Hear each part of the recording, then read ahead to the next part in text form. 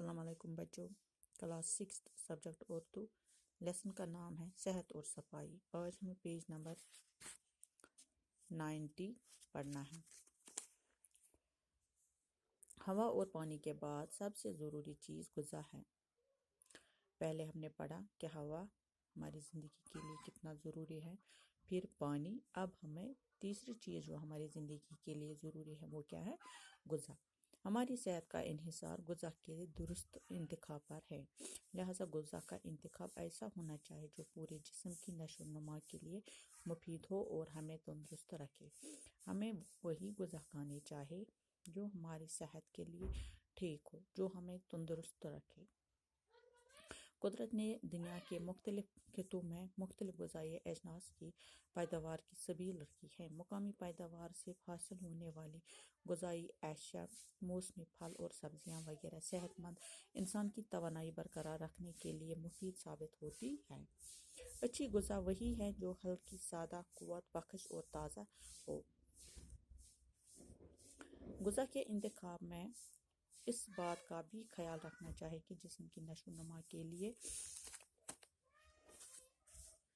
ضروری اجزاء مثلاً پروٹین، حیاتین، نشاست، شکر، چکنائی اور نمک وغیرہ اس میں موجود ہو۔ ہماری اچھی غذا وہی ہے جو ہلکی ہو، سادہ ہو، قوت بخش ہو اور تازہ ہو۔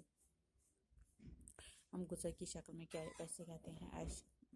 غذائی اشیاء کیا کیا ہے؟ موسمی پھل ہیں یا سبزیاں ہیں یا دالیں جو ہیں وہ ہم کھاتے ہیں، جو ہمیں وہی غذا کھانے چاہیے جو ہمیں پروٹین دے، حیاتین، نشاست، شکر، چکنائی اور نمک ہمارے جسم کو دے۔ کھانے کے اوقات مقرر ہونے چاہیے۔ وقت بے وقت کھاتے رہنا ہاضمے کو کمزور کرتا ہے۔ کھانے کے لیے ہمیں ایک وقت ہے کہ ہم صبح چائے پیتے ہیں، بریک فاسٹ کرتے ہیں، پھر لنچ کرتے ہیں، پھر ڈنر کرتے ہیں۔ ہاں، وقت بے وقت۔ ہاں، ات اس سے تھاؤن چھُنہٕ ٹھیک کینٛہہ، اَمہِ سۭتۍ چھُ گژھان ہاضمہٕ کمزور۔ اچھی طرح سے ہضم کیا ہوا کھانا جزو بدن بنتا ہے۔ ضرورت سے زیادہ غذائیت والی خوراک اور تلی ہوئی چیزوں سے طرح طرح کی بیماریاں پیدا ہو سکتی ہیں۔ زیادہ کھانا صحت کے لیے نقصان دہ ہے۔ بہترین اصول یہ ہے کہ کھانے سے اس وقت ہاتھ کھینچ لیا جائے جب تھوڑی بھوک ابھی باقی ہو۔ ہمیں زیادہ کھانا نہیں کھانا چاہیے۔ ہاں، ہمیں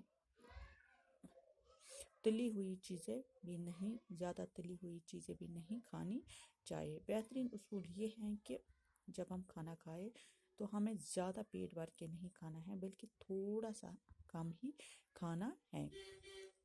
تندرستی کے لیے تازہ ہوا، صاف پانی اور اچھی غذا کے ساتھ ساتھ صفائی کا بھی خیال رکھنا چاہیے۔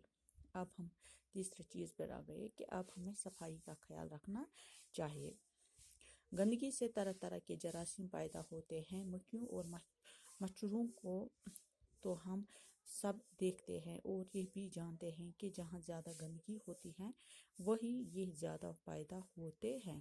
کہتے ہیں کہ ہم نے مکھیوں اور مچھروں کو دیکھا ہے کہ یہ دو کیڑے جو ہیں یہ وہی پہ ہوتے ہیں جہاں پہ زیادہ گندگی ہوتی ہے، لیکن لاکھوں جراثیم ایسے ہوتے ہیں جنہیں ہم اپنی آنکھوں سے نہیں دیکھ سکتے۔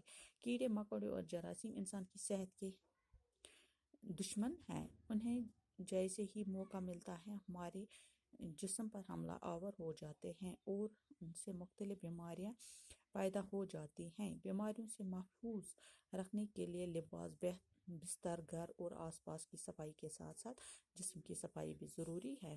ان جراثیم سے، ان بیماریوں سے بچنے کے لیے ہمیں اپنے جسم کو لباس، صاف پاک لباس پہننا چاہیے۔ ہاں، اپنا گھر صاف و پاک ہونا چاہیے۔ ہاں، اور گھر کی صفائی کے ساتھ ساتھ اپنی جسم کی صفائی بھی ضروری ہے۔ پسینے کے ذریعے جسم کے بہت سے گندے اور فاضل مادے خارج ہو جاتے ہیں۔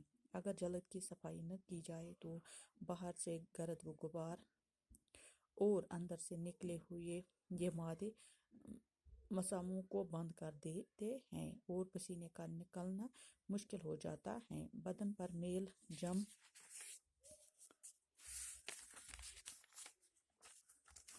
جاتا ہے، اس سے جسم پر پھوڑے پھنسیاں نکلنے لگتی ہیں اور خارج ہو جاتی ہیں۔ تندرستی محض تن کی درستی کا نام نہیں، مثل مشہور ہے کہ صحت مند دماغ صحت مند جسم سے میں پرورش پاتا ہے۔ اس کے ساتھ ہی یہ بات بھی یاد رکھنے کی ہے کہ صحت مند معاشرے کا دارمدار صحت مند افراد پر ہے۔ کہتے ہیں کہ ایک مثال ہے کہ جو صحت مند دماغ ہے وہ صحت مند جسم سے ہی پرورش پاتا ہے۔ اس کے علاوہ کیا ہمیں کرنا ہے کہ صحت مند معاشرے کا دارمدار جو ہے وہ صحت مند افراد پر ہی ہے۔